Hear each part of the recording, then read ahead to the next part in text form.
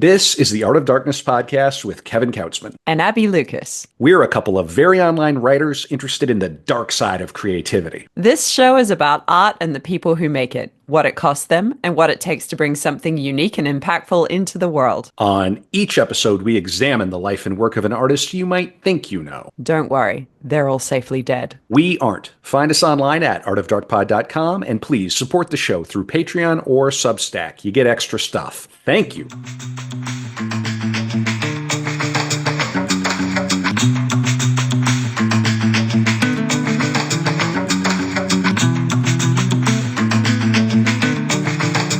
We are back with another episode of Art of Darkness, a podcast about the dark side of creativity. I am Kevin Kautzman, coming to you from balmy St. Paul, Minnesota, where it's 45 degrees outside and I am in shorts. It's just above, a little bit above freezing, Abby. You know, we finally made it through the winter. And Abby, of course, is back in London now. How are you, Abby? Indeed. Are you happy to be... Mm-hmm. I am happy to be back in London. I am very tired. All right. Well, thank you for making time to do this darker room episode on Joseph Conrad. We have a great guest lined up for this. We have R.R. Reno, who is the editor of the magazine First Things, and he wrote a riveting, very interesting article on Conrad, an essay on Conrad. So we're going to use that as a launching point for this discussion. And I'm told to call Mr. Reno Rusty. So, Rusty, welcome to the Dark Room. Welcome to Art of Darkness. How are you today? Great. I'm piping in from New York City, where it's also gotten above freezing, and the polar vortex has abated, it seems. So, also, it's very fitting we should talk about Conrad in the Art of Darkness, the Dark Room, so to speak, since he was a great, his most famous novella, The Heart of Darkness. He was a sort of expert in the dark side of things. Indeed. And of course, that is the namesake of the show. And of course, for people who are maybe not familiar with Art of Darkness, we have a back catalog of now over 80 core episodes where we cover the lives of dead artists. And Conrad is one of the artists we covered. My previous co-host, Brad Kelly, did a bang up job. I learned so much, but we're going to talk a little more about Conrad now and get some insights here. Interrupt on that? And why dead? Oh, we always wait for them to be dead. That's the rule. They have to be dead for a year. Yeah, because it needs to be an A to Z biography. I used to tell my students, let time be your editor. If the dead artists are still in front of us and compelling our attention, that's a sign they're worth our time. Absolutely. And also it's kind of an ethical choice, right? When the great Cormac McCarthy passed away, that was really the first one. I mean, it was Norm Macdonald when he passed away. People kind of want it right away. And it's like, no, let's let the spirit settle. Let's let it settle down. And so we waited for Cormac, and we are currently waiting for the great David Lynch. We're calling this season sort of our year of Lynch, and that's a nice segue for me to do a little bit of housekeeping. I'm just going to try to be quick and get it out of the way. Join Abby and me in London on March 24th at Verderin for Art of Darkness Live, Goya's Demons. Tickets are on sale now. They're just £8. So if you're going to be in London, I will be there. Abby will be there. The reason I am there is because my play Moderation is going to be premiering in the UK at the Hope Theater from March 19th through April 5th. Tickets for that are also on sale. Go to moderationplay.com. And of course, on every episode, we hang on to some material for the After Dark, which is for patrons, patreon.com/artofdarkpod. And today we're going to read from Catching the Big Fish. So we're doing that for every dark room of the year because David Lynch is just so great. And then we are also going to talk a little more on the After Dark about Conrad's father, Apollo, who was a notable writer in his own right, and I want to kind of almost give like a mini biography of his father on the After Dark, and then we will we'll talk a little more about Rusty's article too on the After Dark. But that's what we have saved for patrons. Please support the podcast. It allows us to make the time we need to prepare these episodes. I'm preparing my next core episode on Hunter Thompson, who I already know way too much about, but it's always fun to go back and learn about him. So let's get into the meat and potatoes of this. So, Rusty, your article about Conrad.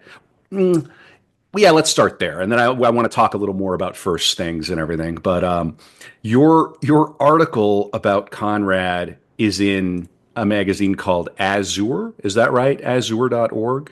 Yes, it's an Israeli literary magazine that had a unfortunately short life Uh, and stopped publication about 20 years ago. Well, and it's there for people who want to find it. You could just look up R.R. Reno Azure, and I'm sure you'd find it. It's called Joseph Conrad's Play of Light and Shadow, and you start with a couple of paras about Heart of Darkness and the genius of that novella. So I guess let me just start with a question. Why an essay on Conrad when you decided to write this? What spurred you? What inspired you to write this essay? I was working on a larger project on what I call the conservative imagination. And I was interested in late 19th, early 20th century figures who had misgivings about the trajectory of modern society. And Henry James is among them. I wrote a long piece also for Azure about The Golden Bowl and The Ambassadors, his two late novels. And Conrad is another one. But there are also sociological figures, Max Weber, Emil Durkheim. Um, and so you have of course, Alexander Solzhenitsyn.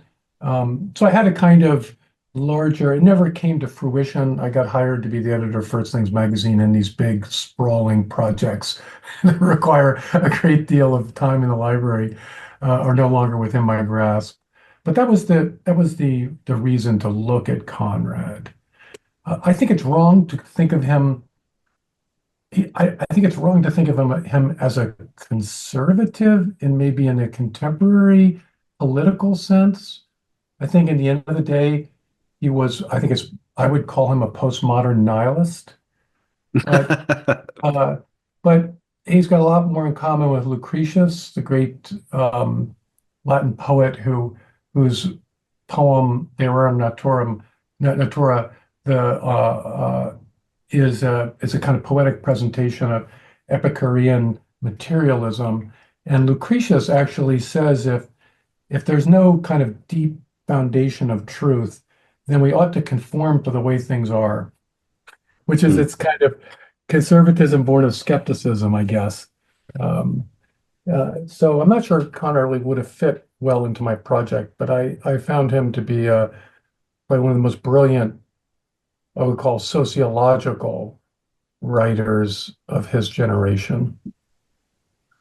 Without a doubt. And yeah, what a compelling answer. And we're going to dive deeper into all of this, but on these dark rooms, I've found that it's can be satisfying to sort of just really simply reiterate who the man was. Of course, you can listen through to this and then go back and listen to the core episode to get the kind of the whole story. But so I'm going to just read a couple of paras from Britannica to help give context, right? Fair to say before I even do this that the most common way that people know Conrad now would be through Apocalypse Now, which of course is the wildly popular adaptation of Heart of Darkness, set in the Vietnam War. And if you're not familiar with that, I don't know what to tell you. Maybe go and watch Apocalypse I Now. could just interrupt, Of Kevin. course. Apocalypse Now, I used to teach the Heart of Darkness in a class called there's a class on sin and grace. And needless to Mm, say, Heart of Darkness falls on the sin side of things. Uh, and I had the students read the novella and then watch the movie. And I said, is it about the same thing? Is it the same mm, story? And they would say, kind of, yes, but all the facts are different, if you will. All the details are different. I said, that's the definition of allegory. So I mm. think Apocalypse Now is a great piece of a great film to be able to actually tell the same story in completely with complete different facts. It's really quite an accomplishment. It is. I mean, it's one of the greatest films ever made, certainly. And the performance from Brando is incredible. Even though and Brando is my favorite monster that we've had on the, friend of the pod, a true monster. His biography is just incredible. Greatest actor of his generation, of course. Changed acting the way that I don't know Tiger Woods changed golf, that kind of thing. Let me just read a few paras here just to sort of contextualize Conrad for people here. Oh, too many tabs. So this is just from Britannica. And I'll throw something back to you here, Abby, on the way out, and then we'll come back to Rusty here. But Joseph Conrad was Okay. born in December of 1857 in Ukraine, now Berdichev, Ukraine, the Russian Empire. He lived until 1924. He died in Canterbury, in England. He was an English novelist and short story writer of Polish descent, whose works include the novels Lord Jim, Nostromo, The Secret Agent, and Heart of Darkness, of course, which is his most famous and most widely read piece. During his lifetime, Conrad was admired for the richness of his prose and his renderings of dangerous life at sea and in exotic places. But his initial reputation as a masterful teller of colorful adventures of the sea masked his fascination with the individual when faced with nature's invariable unconcern, man's frequent malevolence, and his inner battles with good and evil. To Conrad, the sea, and I suppose in Heart of Darkness, the river, meant above all the tragedy of loneliness. A writer of complex skill and striking insight, but above all of an intensely personal vision, he has been increasingly regarded as one of the greatest English novelists. Just one more para here to kind of talk about his childhood, which was a very rough childhood. It was not easy for him. His father, Apollo Korczynski, a poet and an ardent Polish patriot, was one of the organizers of the committee that went on in 1863 to direct the Polish insurrection against Russian rule. He was arrested in late 1861 and was sent into exile in Vologda in northern Russia. His wife and his 4-year-old son followed him there, and the harsh climate hastened his wife's death from tuberculosis in 1865. And in a personal record, Conrad relates that his first introduction to the English language was at the age of 8 when his father was translating the works of Shakespeare and Victor Hugo in order to support the household. And then it goes on a little more. His father died in 1869 from tuberculosis. Then the boy was sort of cared for by his maternal uncle, a lawyer, and he sent Conrad to school in Krakow, then to Switzerland. The boy was bored with school. He yearned for the sea. In 1874, he left for Marseille with the intention of going to the sea, and sort of the rest is history. But I think that's such a fascinating cauldron of experience for this great writer to come out of the works of Shakespeare, the works of Victor Hugo, then paired with this kind of coming of age with sailors and the vernacular of I guess seafaring people and everything. Before we go back to Reno here, real quick, Abby, are you how familiar are you with Conrad's work? Do you know it at all?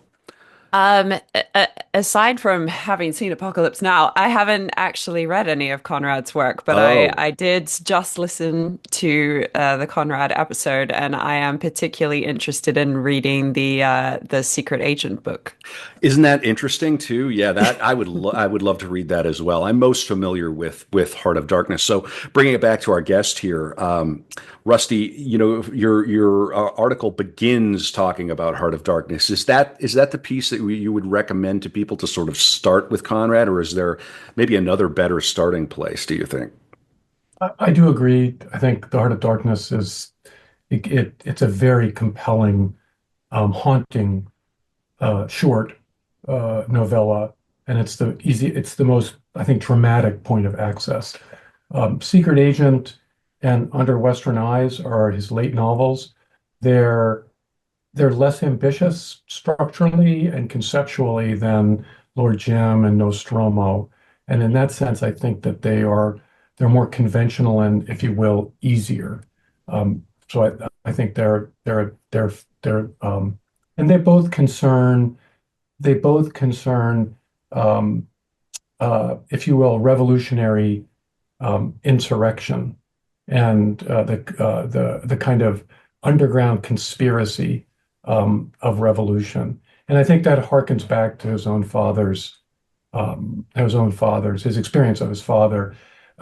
It says he's born in Ukraine, but this is a Polish part of Ukraine that at the time of Conrad's life, um, Poland was partitioned between the Austro-Hungarian Empire, the Prussian Empire, and the Russian Empire. And the part of the world that Conrad came from had been colonized by Polish aristocrats centuries before. And so he was from an aristocratic family, and his father was a very dreamy, I think, romantic personality. Um, I got a great quote here from his uncle and writing to Conrad when he was already an adult. And this is the quote: "Your weakness comes from your grandfather, uh, Nicholas Kurzanowski. Your grandfather and uncle were always entertaining projects which had no validity except in their imaginations." Your father was an idealistic dreamer. Um, and so I think Conrad was very much interested in this phenomenon of people creating worlds of their own imagination and how um, these collide with reality. Kurtz in The Heart of Darkness starts out as a missionary, to bring, the enlightenment of European values to the native peoples of Africa. And of course, he winds up having his own kind of crazy scheme of a kind of new heaven and new earth, which is exactly kind of diabolical rather than heavenly. So a man bewitched by ideas. Conrad was very, very interested in that, and it's consistently shipwrecks his characters in his novels. Hmm.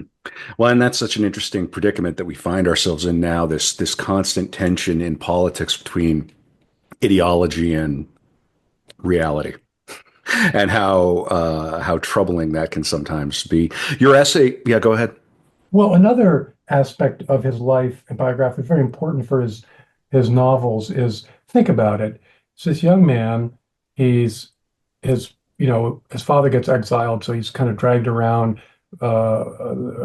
Ukraine, and then back to Krakow. His father dies. He goes to Marseille. He becomes a sailor in the French merchant marine, but the English merchant marine is the highest, and so he winds up um, being able to get on English ships, and but then he quits the sea, becomes a captain, the highest position you can take. But then he quits, and he's achieved enough success as a writer. He kind of remakes himself as an English country gentleman in southern England. And so he's a man who invented himself and reinvented himself 3 or 4 times over the course of his life. And so this gave him this kind of very acute sense of both the plasticity of our identity and its fragility. Um, most of us are kind of anchored in who we are. He was a man, I think, that was floating on the surfaces of life and was very aware of the fact that it's very easy for everything to disintegrate and we can kind of sink into the ocean. Yeah, he comes up all the time, to my mind, as somebody writing in a second language to great heights. I mean, maybe the only other English language author that pops to my mind anyway would be Nabokov. Yes. Uh, they're you would sort of consider them peers in terms of their standing and status. Your essay starts in such a compelling way. I really admire it because you really summarize the heart of darkness and the sort of singular genius of what the novel is doing. When you point out the great turn that you sort of expect. He leaves from the Thames, leaves from down the street from Abbey, and finds himself going upriver and you expect him to be meeting this primeval force. But what he meets is this modern man who's been made, or has or like something to that effect. Can you sort of summarize what it is you're getting at very early in the essay? You're right. I mean, I think most commentators on the Heart of Darkness recognize that Kurtz is a perversion of of of the modern and Western soul. And so, like, who is the greatest enemy? Look, you got to admit, Conrad had great foresight Hmm. because, by 1914, the kind of fruitless slaughter on the Western Front, and then, of course, Auschwitz, no, atomic bomb, and so on. And so you have to ask yourself, what is the greatest threat to humanity? Primitive savages in the upper reaches of the Congo, upper reaches of, the Congo, or us. And I think Right. that's what he's driving at, I think, in that novella. Um, And I'm so fond of the descriptions of London and what it stands in for him. by the way, it's a kind This, of parlor room.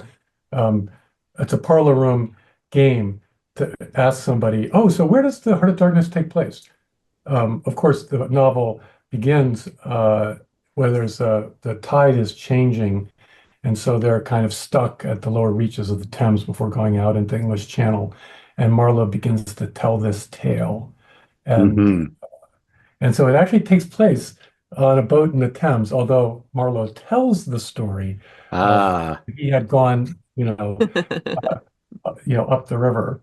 Uh, and it's also interesting too, where there's a passage there where Conrad says of Marlowe that his tales were not like nuts that you crack open and get the moral, so to speak. They're more like the moon with its halo of illumination around it on a foggy evening. So I think that's Conrad's own ambition is to cast a kind of lunar light on our experience rather than tell us, some moral or mm, or tell us what to think. Hmm. sure. Yeah. So I have a question here. So how do you think his portrayal of internal conflict speaks to the, let's call it the modern experience, although sometimes I'm not sure what that is. Pretty sure my family, pretty sure my family skipped modernity entirely, but that's a different story.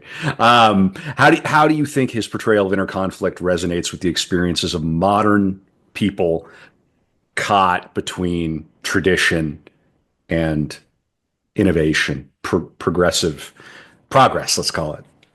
Yeah, I would say that Lord Jim, which is what I focus on in my essay, Lord Jim is the novel about the therapeutic age that we live in.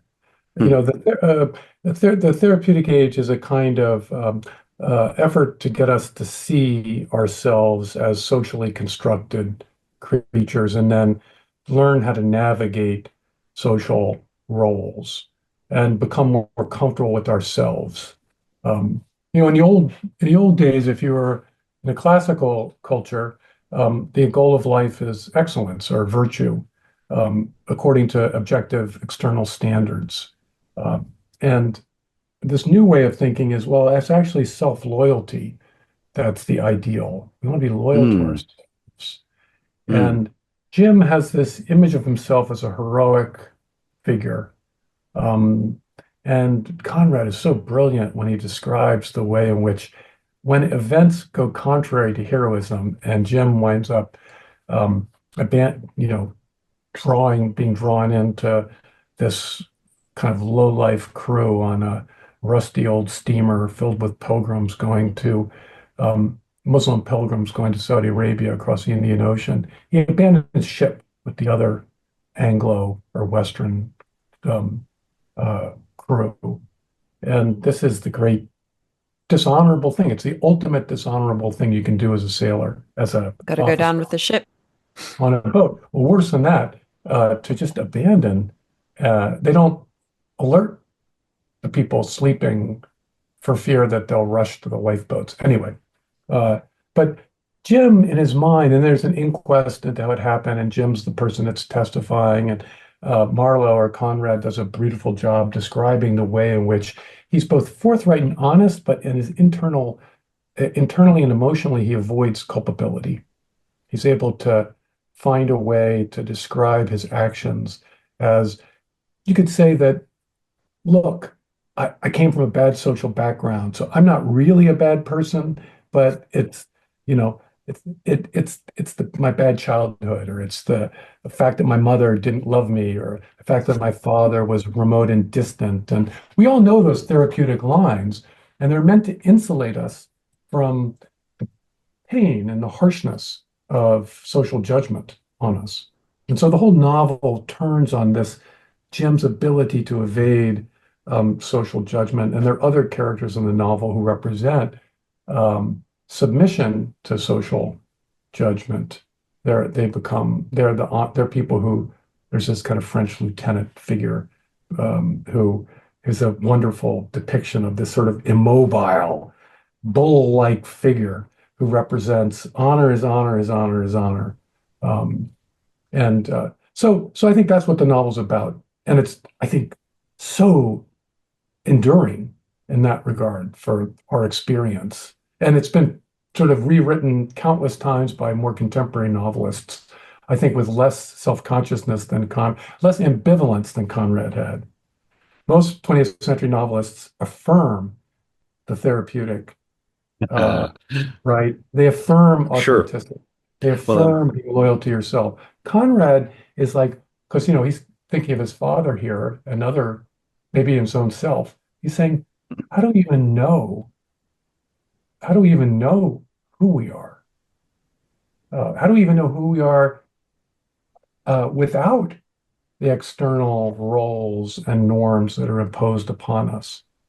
Um, so Jim winds up being a tragic character in his self-loyalty, not a heroic character. Abby, I saw you had something. Yeah, I was I mean obviously I haven't read the book, but from what I understand from reading about Conrad's work and from reading your essay, he was very comfortable or adept at asking questions about the human condition and not answering them because, who's got the answers, right? What do you think it is about art these days for both artists and for audiences that we are expecting answers from books, from movies, from any types of literature, and are not so comfortable with just asking questions of the human condition. Well, there's a difference between answers and illumination. And I think an artist who says, I'm just asking questions, I think that's pretty trite. Uh, One has to have a vision, I think, to write something that has power and really grabs our imaginations. So you have to have a vision, and a vision is not asking questions. It's a some, and I think Conrad certainly did have a vision.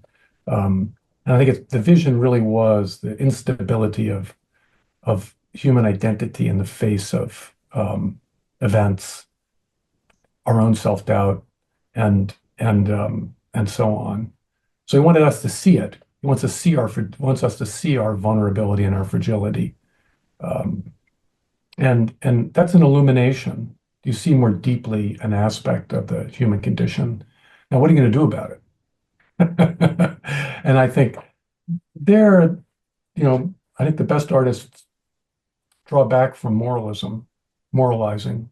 Like, so here, dear reader, is how you should live. Given what I've shown you over the course of my 500-page novel, here, dear reader, is how you should live. Um, that's very unsatisfying, I think. Um, that's not why I'm reading novels. I'm reading novels for illumination, insight. Um, Mhm. Yeah, and I'm always making the case too that reading fiction is an exercise of your empathy. And so, in the discourse that we sort of see online, sometimes sort of people will always lament that men have stopped reading fiction, and there's this sort of utilitarianism in the air that it's like, well, why would I waste my time reading fiction? Well, never mind that all nonfiction is fiction too. I'll just say that. But but it's also like as a man, and it just doesn't say as a human being in today's world, there's utility in taking time out to work your empathy muscles, let's say. I think there's some legitimate objective value to that. But putting I that would say aside, oh also, yeah. Kevin, I would add to that. I think when you read a novel, you're trying on a life trajectory. You're trying Mm, on, you're inhabiting, you're empathetically, right? You know you're not that person, but you're allowing your emotions and your moral reasoning to enter into a life trajectory. And hmm that and then you begin to you right because how do we train our minds to sort of think subtly about our own lives? Well, hmm we're in the midst of our lives, but a novel lets us, if you will, live vicariously across, and at enough of a distance that you can think about it rather than just experiencing it. I think that's a kind of hmm very paradoxical. Novels both draw us in, but also keep us at a distance so we can reflect and not just feel. Whereas if you're in the midst of a crisis or whatever it might be, you can't really think so much about it. It's very hard to get that kind of distance. hmm Yeah, it's a valuable perspective. And of course, there's just the sheer pleasure of reading too. Like sometimes, we Yes. don't always have to overthink it. But I was thinking back to the thing you were saying earlier about the sort of internal life and all the rest, and the therapeutic uh, regime or zeitgeist. Do you think that that emerged because of the sort of collapsing social hierarchy after, I guess, the French Revolution and all the rest of it? Um, Durkheim, Emile Durkheim, he's this very one of the founders of modern sociology, who flourished in the final decades of the 19th century, early 20th century. And he thought industrialization and urbanization basically drew people from rural communities into the city, and that this atomized them and detached them from the integral social roles and social patterns that gave meaning to their lives. And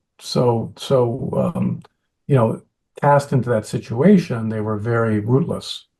And that breeds, he calls it anomie or anomic mhm. horror, lack of Yeah. the kind of fear that there are no norms or rules because you've been detached from the old ones. And this plays a role in Conrad's novels. I mean, this is part of what I think is going on with Conrad. He if we use the term social construction of reality, and and I think because of his life experience, young Polish aristocrat, uh, sailor in French, sailor in the English Navy, remade as a country gentleman, he's aware that you can construct an identity for yourself. Well, wait a minute. If I can construct it, it can also dissolve. And so Mm, we're kind of vulnerable in that regard. I think that's very much what Durkheim was thinking about. I would not trace it back to the French Revolution. Um, I think that uh, kind of for most people, life stayed the same. It wasn't. mm, It was really the second. I mean, the second phase of the Industrial Revolution and rapid urbanization in Germany and France. England, it came earlier than it did in Germany and right. France. I Yes. think that winds Mm, up really driving a lot of anxiety about like what are the norms? What where is the foundation of a meaningful life? mm. Right, absolutely. Well, I think that's a great moment to segue to chat a little bit about First Things and your work there and your work writ large. Uh, so, do you care to tell people about the? Do we call it a magazine? Is it a publication? Yeah, Yeah. we have we've had a print magazine for 35 years and a very active website with all new material every day. And we cover religion, culture, and politics from a kind of not handicapping candidates, who's going to win, who's going to lose kind of thing, what's going on in Washington, but politics in the broadest sense of how do we organize our public life together. So, I, and we mhm. we still we do we have articles on literature. We had a fantastic piece on J.D. Salinger's Catcher in the Rye, arguing that it was the greatest Christian novel of the 20th century. Okay. Argument. And we had the best recently published by Gary Saul Morson, who's a great scholar of Russian literature. Um, we had the best article published in English language on The Master and Margarita, Mm. Bulgakov's sort of early 20th century masterpiece that it's very hard to understand. And I read it once and I reread it after we got this article and it all made sense to me. So if you want to read The Master and Margarita, which I strongly recommend, first read Saul Morson's essay in First Things on that novel. That's part of Mm. our vocation. It's to help people, if you will, engage the best of our tradition. Yeah. Yeah. I mean, is it an explicitly Catholic magazine or is it Catholic influenced. I mean, a lot of the origins of the magazine owe a great deal to the Catholic Church, but we also have Jewish and Protestant writers. cool? Yeah, it's a very handsome website too. It's a pleasure to be on. I'm seeing you have a reviews section. You've got something on Now Scarred here. So I think Art of Darkness listeners would appreciate First Things. So go to firstthings.com. Uh, so Rusty, what is your background? How did you end up? You're obviously a writer, in your own right. How did you end up in the position you're in now? I was in graduate school. I did a PhD in theology in the Hmm. 1980s, and I was meeting with a friend of mine in political philosophy who was just with me looking for jobs. I said, "Well, how's the job search going?" I said, "Oh, well, I'm not going to get a job in academia." He says, "I got this job as a junior editor for this new magazine in New York called First Things." Oh, First Things. Oh, wow, huh, that sounds really interesting. So I was a charter subscriber to First Things magazine because my friend Matt Burke became a junior editor. And one thing led to another, and I wrote for the magazine. And then in 2011, I came to New York to run it. Okay. Well, that's a great trajectory. You start as a subscriber, and then so before you know it, you take over. So everybody go subscribe to the Patreon because you may end up hosting this show at some point I love it. at I love the it. at the rate we're going. Um, well, so fun. So let's talk. We got another 20 minutes or so here before we'll take a break and then come back for the after dark. But I've got some more Conrad related questions. I guess maybe this is just off the cuff, but aside from uh, Apocalypse Now, are there other very like what other pop culture touchstones are there, if any? Wasn't that was the Secret Agent, was that adapted? I can't I don't remember. know. I I Hmm. think don't know. wasn't that the one with Robin Williams? I'm gonna Hmm. have a look in the Yeah. background. See if you can look it up. But does anything else They're come hard to to the? do. They're hard because uh, um, the great thing about the Heart of Darkness, why it lent itself so well, is that um, it, it it's a journey in, and so Hmm. and with stages in the journey, and it can be adapted as it was so well. I mean, has somebody done something on The Secret Sharer? That's a short story that Conrad wrote about um, a kind of a doppelganger um, Hmm. in and it's a very evocative short story. What is it It really looks. about? It's a very mysterious about what it's about. It's about, again, Hmm. it's about identity. This guy who he gets pulled out of the water, um, unbeknownst to the crew, the captain winds up pulling this guy out of the water, and he's hiding in his cabin. And they sort of merge the two characters. Um, the one is, I say, it's a doppelganger. Hmm. Um, and he winds up getting off the boat secretly as he comes onto the boat secretly. Very much a Conradian theme. Sort of. I mean, is it a what is it is it really a short story about our inner life, that the inner life of the captain that is spelled out as if it were two different characters, his own yearning to be a Mm, different person, but not sure. but not completely different, but to have a different life trajectory. I mean, haven't we all had that experience where you kind of think, if only I had, become an investment banker, or if only I had, Sure. written that novel I always wanted to write when I was in my 20s, or if only, if only, if only. Yes. There's like that going on in The Secret Sharer. Um, but Hmm. I think Lord Jim, I think, is and Nostromo. I think if you look at the literary critics, the kind of highbrow, F.R. Leavis and his famous account of modern literature called The Great Tradition puts Conrad as one of the masters. Dickens, Henry James, Joseph Conrad. I can't remember the fourth of the masters are. And he thinks Nostromo is the great achievement of Joseph Conrad. I happen to think that Lord Jim is the great achievement of the great novel that he wrote. Um, Nostromo, though, I think turns on a similar thing. It's set in South America, time of revolution. Same thing. You've got one character that's kind of just uh, a kind of impotent skeptic, an aristocrat who's so they're facing a revolution and turmoil, and all the characters are trying to deal with this. Another one is a kind of course, he has an English name. He's an idealist, and the only way that he can actually forestall great disaster is to ally himself with this sort of populist, demotic character who's the head of the longshoremen at the port. Who that is Nostromo, and uh, and so a lot of the novel is all about this and these kinds of. But I think the larger drama is Nostromo. He cares for nothing other than honor and recognition among men.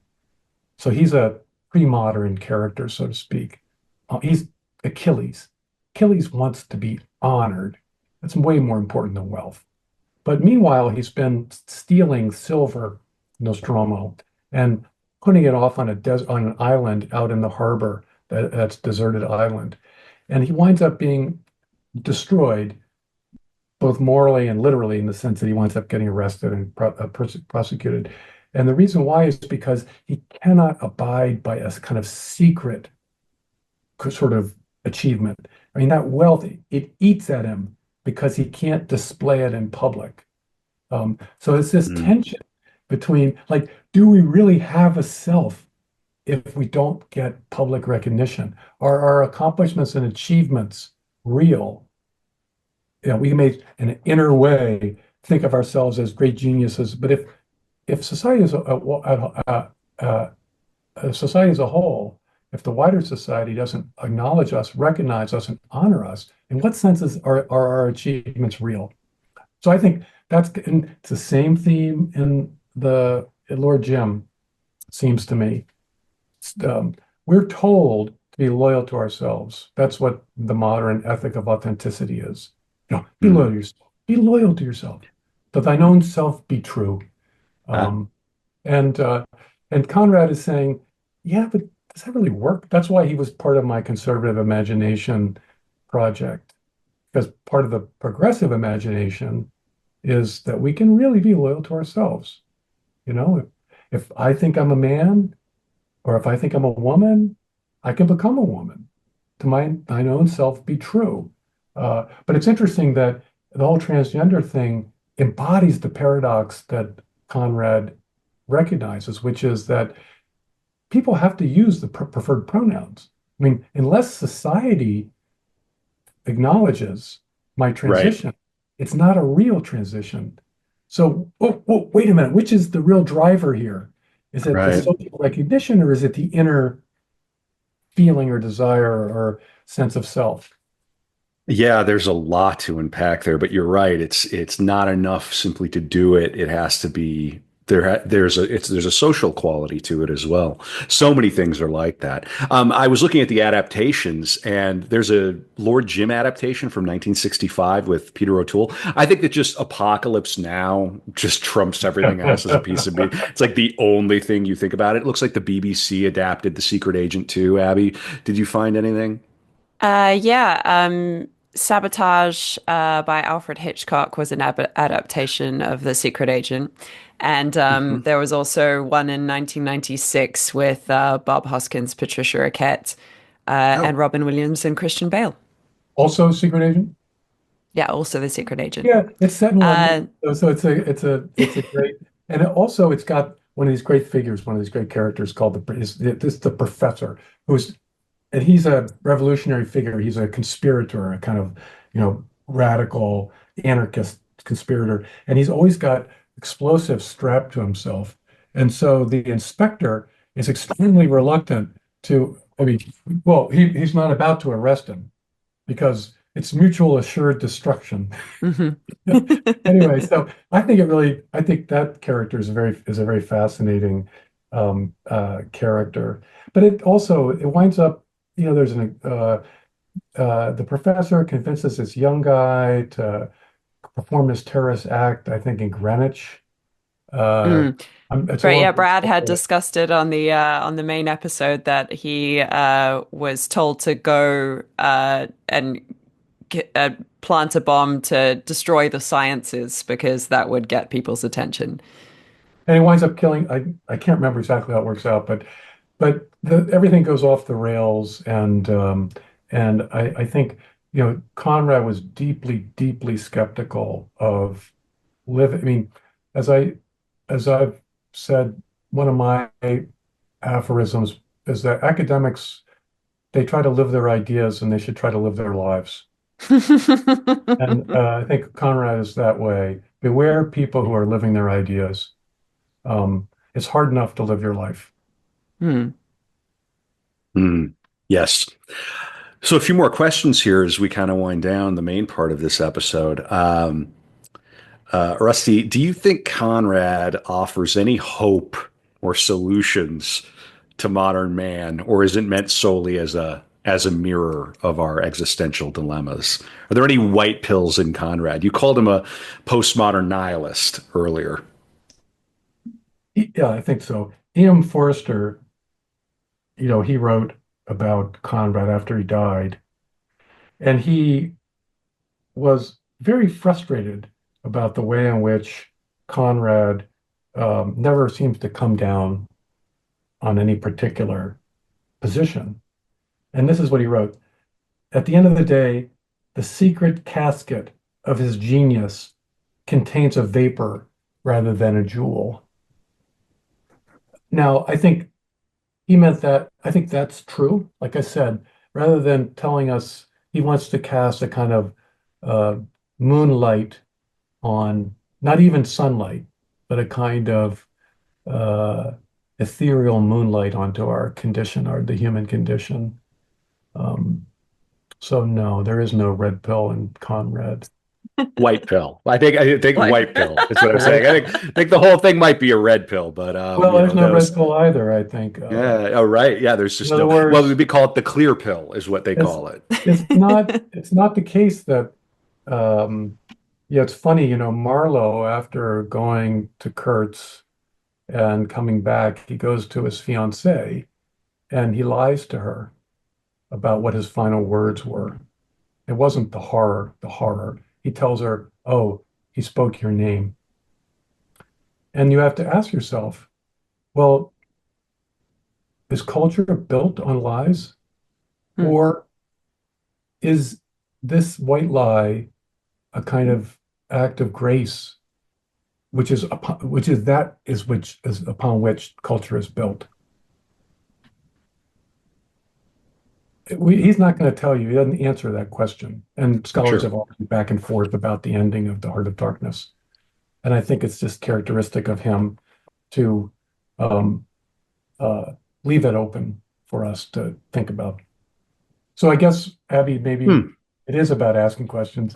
I spoke a little bit too, I spoke a little too a little too confidently earlier on.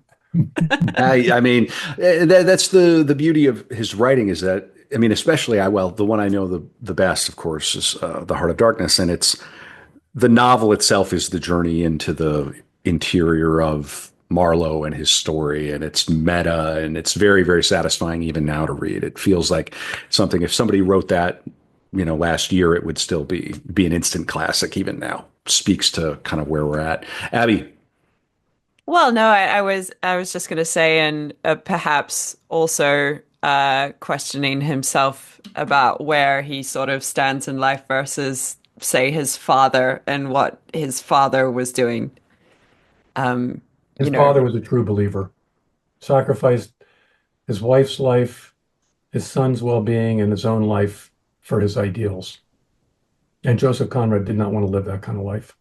hmm, I think that pattern is recapitulated many times in his novels. Again, it's people who live for their ideals and not for life itself. hmm, And, again, there's a kind of nihilism in just living life for itself. hmm, Don't we have to have ideals? Um, and and but I do think it's a salutary warning, especially in the modern era where ideals become ideologies very easily. And his right, father was and well, a hmm, Polish nationalist, and you know, it was this cockamamie idea of kind of revolution that was going to create the opportunity for Polish independence in 1863 or whenever it was. Um, he was very famous, his father, and very much honored. Back to this notion of honor. I mean, it was when he died, it was the funeral cortege through Krakow, through the entire city. we're going to talk more about his father on the After Dark here after we take a quick break. And that, of course, is for patrons, patreon.com/Art of Dark Pod. Support the podcast. We put the work in. We get great guests like Rusty here, and we love doing it. We're having a very good time this season. I want to ask maybe a couple more questions here before we break. But before I do, Rusty, it's not just that uh, ideas become ideology now. It's that ideology becomes ontological now. Your identity becomes what you are in the contemporary environment, in the hyper socialized, over socialized internet environment. Uh, or maybe I should frame that as a question. Do you think that's the case? You're looking at me with some skepticism, but I mean, doesn't it feel like now today ideology just consumes people very very quickly and spreads like wildfire? I think it's rooted in it's a kind of theodicy. Theodicy Mm, is, I mean, strictly speaking, it's justifying the righteousness of God in the face of evil. mhm. But I think just in a kind of casual use of the term, theodicy kind of means being anxious about how to deal with the problem of evil. And Right, I think ideological fever, it's like the world's not good enough and we need to fix it. And we're going to fix it at every level. Uh, right, right. And you got that Soviet new man, new Soviet man. You got to remake human nature. Um, and I think the internet and Twitter and social media, it makes it easier to create the illusion that you're creating a new reality, I think. Um, Mm, and it is, I mean, for some people, the illusion is quite real. Um, at some right. point, it becomes a defining place where they live their life. There's somebody right now who's spending more waking hours in a video game and or on Twitter under an alter ego than they hmm. are. There are millions of people living that way right now. Um, Maybe the final kind of Conrad question here before we break and then come back for the After Dark. Um, do you, in Conrad's work, um, is there, how to say this, in his characters, can you see any information or anything useful that would speak to our contemporary struggle for identity in the digital era? Is there anything that pops immediately to mind? How do we navigate this? Because we've gone even further than the therapeutic. It's now hyper therapeutic. It's hyper social. Is there any information in Conrad that you've taken out that might, I don't know, help a young person thrive in this environment? Yeah, I mean, Jim and Nostromo come to bad ends, and they're both men who bifurcate their sense of self, or their, if you will, their inner passion or their inner sense of self from the outer realities of life. So maybe I could say that read Conrad, read Lord Jim and Nostromo as cautionary. It'll Mm. caution you against thinking you can really persevere with this kind of dual life, the online life and the so-called real life. Very, Be careful. very interesting. Yes, be careful out there. Very interesting. I'm getting ready to go on Rare Candy friendly podcast. We're going to be talking about Nine Inch Nails. We're going to be talking about the great Lynch movie, Lost Highway. You mentioned the doppelganger in The Secret Sharer earlier. And of course, Lost Highway is a film about doppelgangers and everything. And Lynch himself was obsessed with the sort of the concept of the doppelganger. And now you can log on to Twitter and create your doppelganger in 10 minutes and create a fake avatar, a fake name. And then before you know it, you're down this rabbit hole and the algorithm will reinforce it and help you build it up. Mm.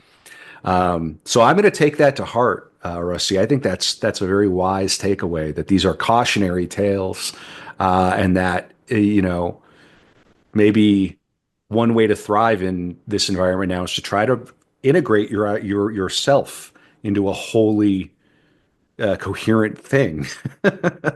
um, One last question. This is a personal one. Rusty, what are you working on now? I mean, obviously you're editing First Things at firstthings.com. Are you working on a new piece or anything, people should look out for? I've written a couple of memoir-esque essays, and one of them is about mountain climbing. And I've Oh, been rock climbing all my life, and I lived in Yosemite as a climbing bum when I was a teenager. And and so anyway, one of my editor friends has been banging on me for the last 2 or 3 years to write a memoir, a kind of climbing memoir. oh, So that sounds. at Hmm. Christmas time, I had some free time, and I said, no, I'm tired of writing books. And something happened at Christmas, and I put pen to paper. So I'm on my way. I'm launched. All right. So you're going to write a memoir about your experience climbing, and Well, presumably it's you'll a have a play. yeah entry point into life. Okay. More than just exploit. Well, and I say this to people who come on who are working on things. We have a little book club, so if and when you publish it, whether it's online or in book form, think of us, and we'll include it in book club. And I'd personally like to read that. So thank you so much for coming on the podcast. We'll take a quick break. We'll come back for the After Dark. Everybody, go and read Joseph Conrad's Play of Light and Shadow by R.R. Reno. Lord Jim as a cautionary tale about the frailty of modern man. Rusty, thank you for coming on The Dark Room. Pleasure to be with you guys. All right, we'll be back in a few minutes.